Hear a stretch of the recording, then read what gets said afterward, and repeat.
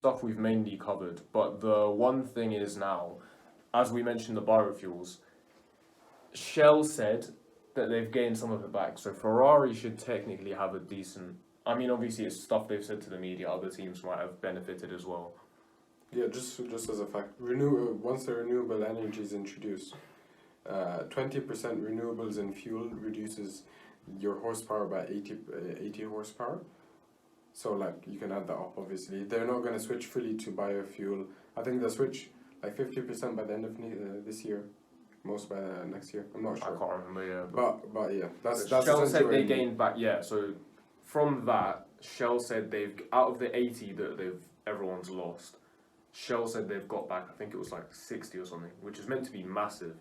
So I'm not sure. Obviously, none of the other companies have said much as far as I'm aware, but like Shell sponsoring Ferrari means on top of that MGUH upgrade we mentioned earlier, with this gain, Ferrari might have a legal and very good engine this time. Yeah, I think probably like Ferrari are going into the next season. I'd say probably Ferrari are very very close to Mercedes and like Red Bull or like Honda essentially. Honda are still gonna all their Red Bull engines are still gonna be manufactured in Japan till 2026. So Honda's essentially making them till 2026, not Red Bull. But they're gonna be very close. Like very very close. Yeah, they should be. And then, well, speaking of Ferrari, we'll get onto the budget cap. Ooh. So, teams spend like 400 million, as you mentioned before. Yeah, that's mainly Mercedes, Red Bull, and Ferrari basically. And then the poorer ones will spend about 100 million. The cap now is at 175. So if you're a team that's spending 140, I think on average the lowest is like 125. yeah. So if you need to talk to your sponsors and you say, we're spending 125 a year right now, Mercedes is spending 400. Can you give us 300? They're not going to do that. But now if you say, this is the maximum any team can spend, just give us an extra 30 million, they're more likely to say yes. They're not going to give you way more than they think they should give you, but like... True, but like it's a target to achieve, so maybe you'll get that over the next few years. Obviously this doesn't include, well, I say obviously is, but it doesn't include drivers' salaries and marketing, because that would just destroy everything.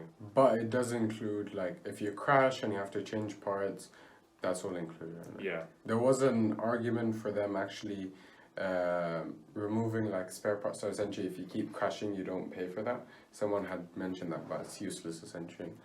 There's an interesting conversation here about the sprint races. I've heard that there's a conversation happening that they might not happen next year. So really? so for sprint races to occur, everyone has to agree. So all the teams have to agree. What the top teams are saying is, we want more money for the sprint races. So they get paid a little bit extra for doing the sprint races. Not the top teams. Everyone gets paid extra for doing the sprint races. Because they need to pay for the parts, they need to pay for the engines. If there's an accident, they need to cover it. So the budget cap needs to be increased slightly. If I think that sprint races. makes sense. It does make sense. But the argument is, I think Zach Brown said this in an interview. The top teams, he's been intentionally vague. They're asking for a bit too much money, and they're not agreeing to the sprint races unless they get this extra money. So the problem with this is, if they're asking for too much, it ruins. It doesn't ruin, but it defeats the purpose of the budget cap if you're giving the top teams a bit too much to spend, or if you're giving everyone the opportunity to spend more, but only certain teams can afford it. So this could mean that sprint races don't happen next year. Obviously, this would only. I don't mind. I keep saying obviously, you know. I don't think anyone minds if the sprint. No one cares if the sprint races don't happen. The problem is the World Motorsport Council can then just bring them back in for 2023. So either they happen in 2 years, like this year and next year, or they don't happen this year and there's still a potential for them to come back anyway. In 2023, like they're forced in essentially. As in FIA World Motorsport Council, they just say like, we're doing it. If they wanted to, they could just. Yeah, but that's the thing. Since Liberty Media has come in, they haven't actually done anything. Like everything they've done has been by unanimous consensus. So like, if they don't all agree, they just don't do it essentially. But they could want to, like sprint races. I feel like in terms of if you're talking I purely think F1, they'll they did negotiate. well. I think they'll negotiate in the sense that because the team say, oh, we want 40 million, say, extra. Right. But that's just my initial demand. I'm saying it because, say, I want, like, say, 20 million. But if I say 20 million, I get 10 million. So it's just like people. But is there time for that though? Because they need to organise the sprint races. How they're going to work? I think probably they'll get it done very quickly, because obviously, like, the money you're spending now, like, if you get extra money, you have this mid-season to reinvest in your car. Yeah. And you've got, like, I think for instance, I think a better way to do it actually is, instead of saying you have a budget of 175 million, you've got 25 million for the sprint races. It has a separate budget. Oh, everything's separate. Yeah. In I would the sense think that even more admin. no, but not in the sense. I mean it in the sense that not in the sense that you have a budget for, say, like crashes and stuff like that. Or you say run a separate car. I don't know, but like do something different. That's I think that. I don't know. The sprint race, I'm just not convinced that. I just hope it doesn't happen, to be honest. I'm not a huge fan. If I quite liked making Friday interesting, but I just don't like sprint races. They were boring, realistically. I think if they do, like, reverse grid sprint race, and it counts towards a separate championship, I think that'd be no, that'd be cool. But I'd be up for that. I think that's the thing, 175 million is a good number, because half the teams are actually below it. And like the big teams are really above it, like So basically, what happens is the smaller teams are like 145 million. They still have some room to improve, but the bigger teams have to come down. But if they say extend it to 200 million, that means there's a 75 million gap between like the lowest and the highest team, which is way too big, rather than 50. The biggest one as well, actually, interestingly, is the smaller teams. If they manage to get the bigger investment, they get the bigger investment, great. If they don't, they just run how they normally run. The big teams, they have so much like resources and stuff, they now have to figure out where to place it. So they need to say, oh, we were spending 400 before. We've now lost more than half of our money. Now we need to figure out where to invest this time and money and stuff. Yeah. So I feel like it would be interesting for them to figure that out. Like Red Bull, essentially, because they have such a good aerodynamics team, they're essentially lending it out. Like, it's acting as a consultancy. Now for other, like, say, like, if a car company needs an aerodynamics team, or if, I don't know, anyone who needs an aerodynamics team, they can go to Red Bull and be like, I want an aerodynamics team. They'll give them that team. So it's a way of making, it doesn't matter.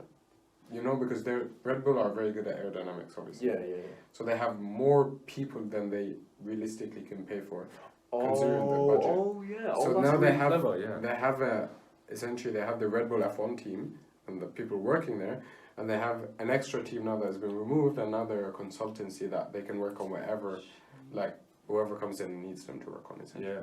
Road car, hypercar, whatever.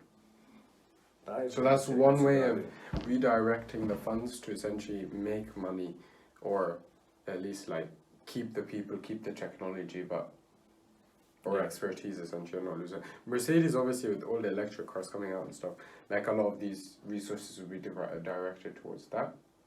They're leaving Formula E, so they don't need it as much there. Did you see they won the first race?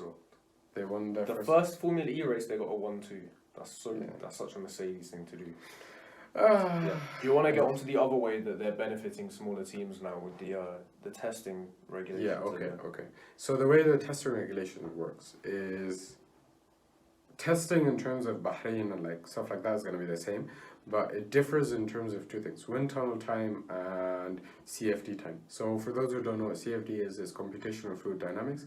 Essentially, they design the car on their PC and then they run it essentially around a corner, and they see how it actually, like, the air interacts, the downforce, all that stuff.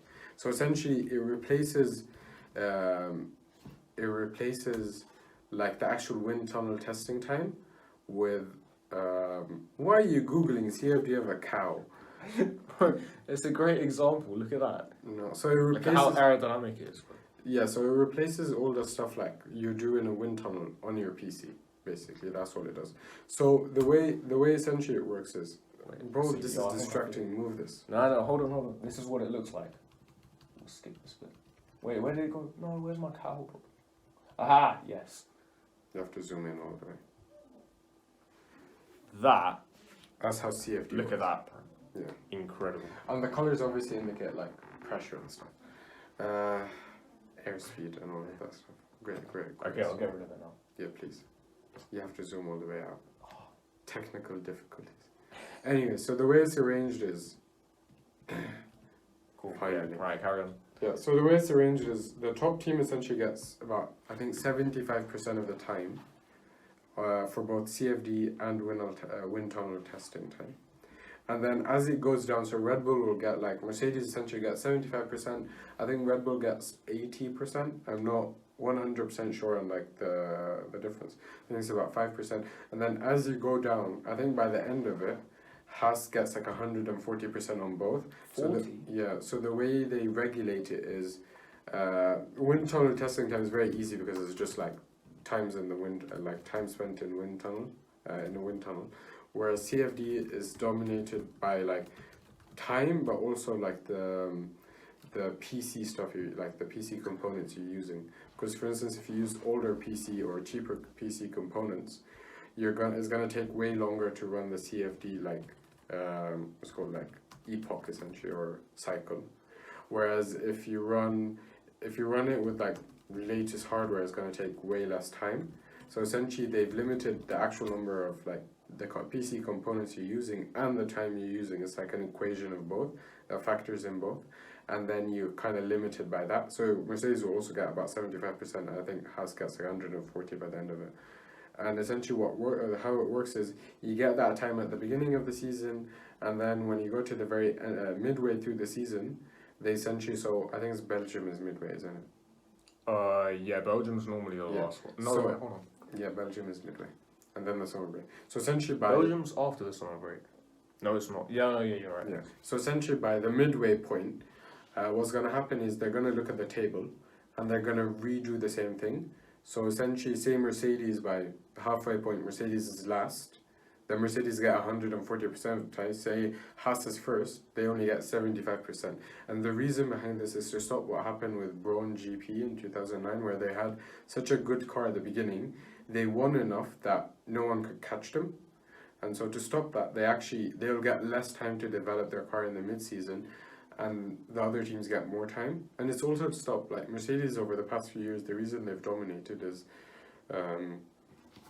they developed their car in the beginning of the season, got such a good car that by halfway through the season, they just focused fully on the next year's car. So they always had half a year advantage over everyone else. And now that's not actually, like, they can't do that now because all the other teams are going to have more time to develop their car and a bigger advantage over them. So essentially what's going to happen is the teams are essentially won't have like a full half a season, and so it's going to be a lot harder for teams to keep that advantage going into like the second half of the season, but then later on into like later seasons. Yeah, that's pretty much like a quick rundown of all the aerodynamic stuff. I'm still trying to find the regulations, but we'll have to skip that part. So the interesting conversation I wanted to have with you now. Yeah, surprisingly. I don't know what's coming. Here's the thing. So I mentioned this just before we started filming. Yeah, I don't know why it is actually. You haven't told me why it is. No, yeah, I haven't said this. I just said that I had this point I wanted to make, which is I've always had this theory or just idea in general. Ferrari's been in the sport from the beginning. And obviously, as any team would, if you imagine them like in football terms, like Manchester United, pretty much, like with the amount of money they have, with the amount of pool they have, they can always get the best players or drivers. They can always get, they always have the resources. That's never a problem. So throughout their history, if they have like a drought period, if they don't do so well, you can always bet on them spending money and then getting good again. So Ferrari, I think they had a bad period in the 70s or 80s or something. They disappear for a little bit. They spend money, they come back. The start of the 90s wasn't great for them. They get Michael, they do all this, and then they dominate the sport. Do you think now, with the testing time regulations and all of this, the budget cap, basically just limiting all of their resources, obviously they're still Ferrari, but without the backing of all of this, I can just spend more than all the other teams.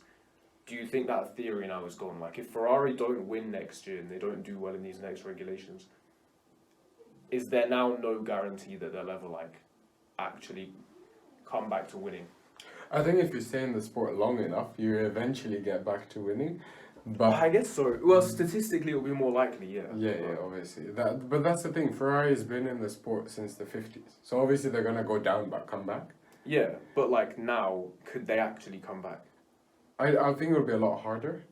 Yeah. But like they can do what Mercedes did, or like what Haas did this year, where Haas basically stopped spending the last year and just spend on next year's car from. Yeah. And they have Ferrari has enough pull to get in good engineers. Like working for Ferrari is just I work for Ferrari, you know, like Yeah. the name is enough to get people. Even if the team is performing very very badly, the name is big enough for people to go in. Like just because I work at Ferrari, you know. Yeah.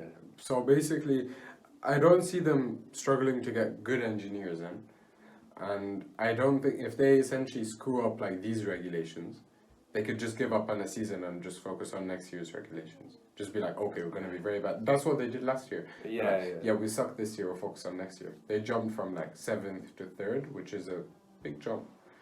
So, yeah, I think they're going to have to be way more strategic about it this time. True. Because they don't have that massive, like they used to get money from Formula 1 just because they're Ferrari, like nonsense. They won't have that big of an advantage now, but I think they're going to be towards the top end of the budget. So they're not going to be struggling, like they're going to be maxing out their budget. They're not going to be like, we don't have enough money.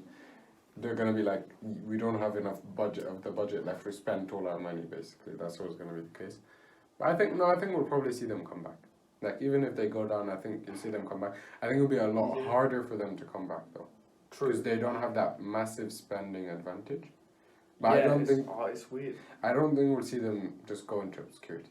I think if you see if they go really, really bad, and Ferrari say, we're leaving Formula 1, and by Formula 1 I mean like Liberty Media and those guys, will bend over backwards to keep... definitely. That's very true. Even if that means increasing budgets, doing whatever they need to give Ferrari. They will do everything, yeah. So I don't think we'll see the team leave at least Formula 1. I guess their lows do could badly be for a lower, long like- time, yes. Yeah, I think their lows could be lower. Like they could do a Williams.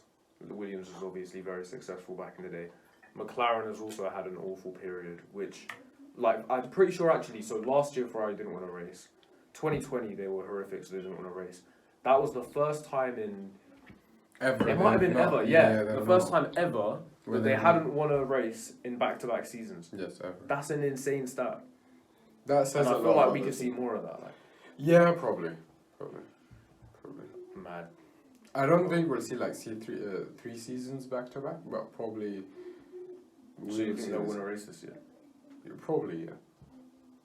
Yeah, At some point. That's a safe bet. Yeah.